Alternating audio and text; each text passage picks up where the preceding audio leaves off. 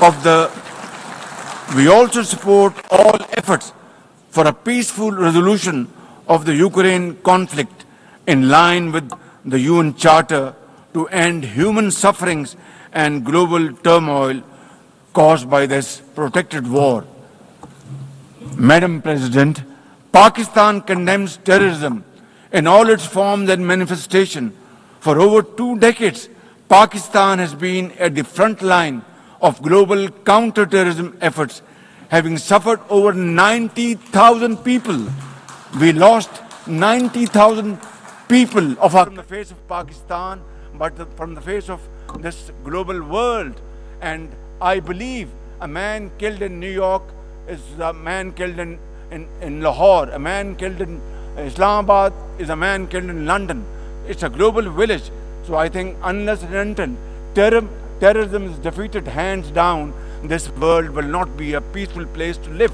And for that, Pakistan's sacrifices are probably the biggest around the globe. It must be respected and appreciated because we are a bulwark. Had these terrorists not been encountered by us, they would have been roaming on the streets of New York and London and God knows Far East. So I think this is our humble contribution, not only for the people of Pakistan, but the people all over the world. Today we face externally sponsored terrorism, particularly from foreign funded groups such as the TTP, Fitna al-Khawarij, Fitna al-Hindustan, BLA, and its Majid Brigade.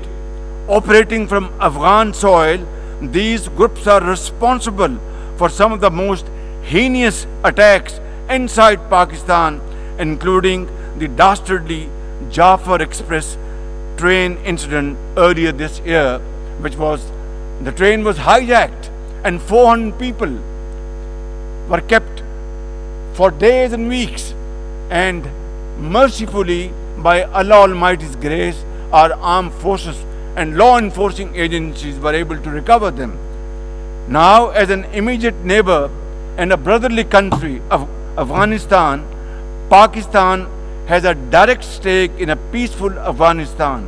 We believe that the key to development and prosperity lies in regional stability and connectivity. Pakistan continues to engage with all partners to extend humanitarian assistance, promote economic recovery, and encourage inclusive political framework in Afghanistan.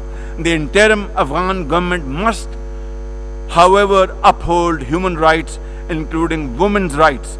Above all, we expect that Afghan interim government to take effective action against terrorist groups and to ensure that Afghan soil is not used for terrorism against any country.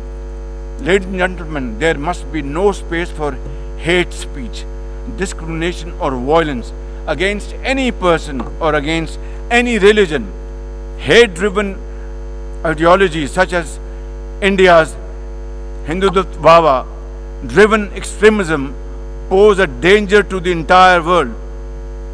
While there is growing recognition of the dangers posed by Islamophobia, the imperative of effectively combating this menace can hardly be overemphasized. Pakistan welcomes the appointment of a UN Special Envoy to combat this scourge.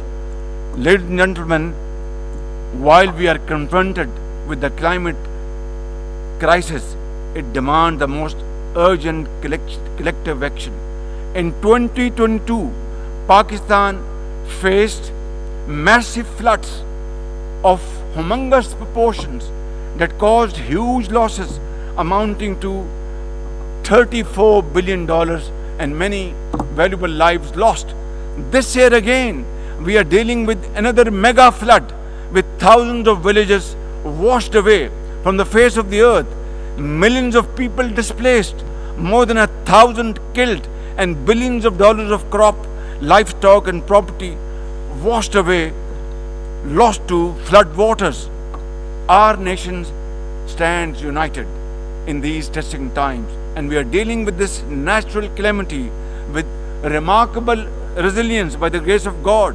I have declared a climate emergency to cope with this challenge.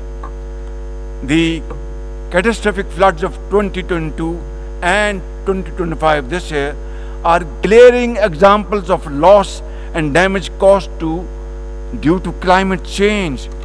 Pakistan, to the contrary, my honorable guests in this hall and through the cameras around the globe, Pakistan contributes less than 1% of global emissions annually, yet it continues to face the relentless brunt and muddy waves of climate change.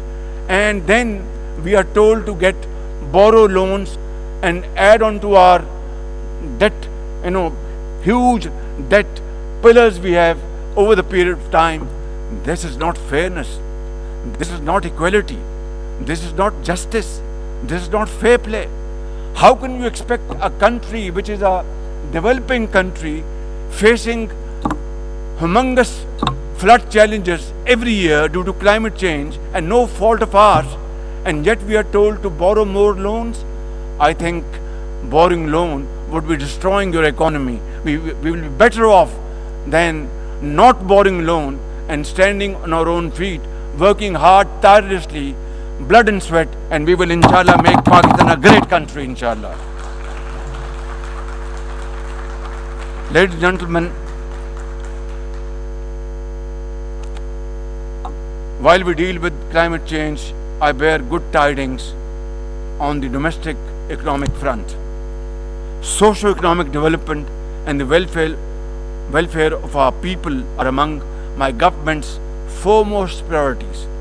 We have successfully implemented deep-rooted structural macroeconomic reforms, modernized and broadened our taxation system, intensified efforts to mobilize productive investment, and embraced digitization, AI, and crypto as the tools of the future.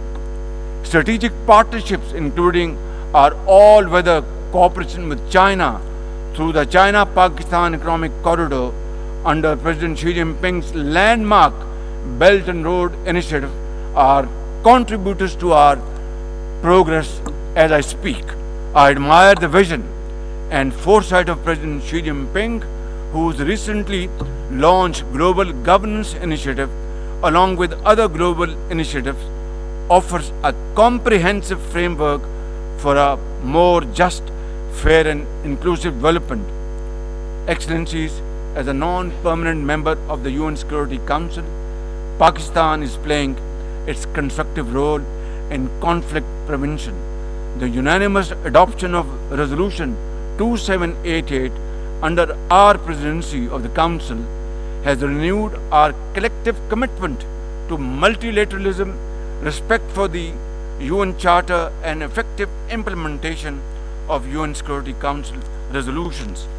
Excellencies, at the end, let me assure you that Pakistan will always stand for peace, justice, and development, for a revitalized United Nations, and for cooperative and multilateralism that is fair and inclusive and delivers for all.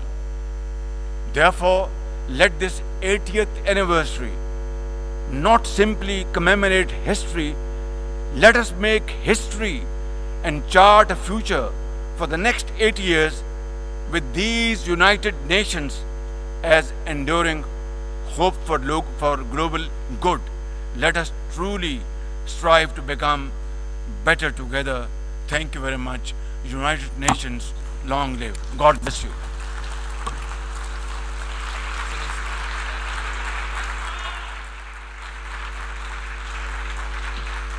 On behalf of the Assembly, I wish to thank the Prime Minister of the Islamic Republic of Pakistan.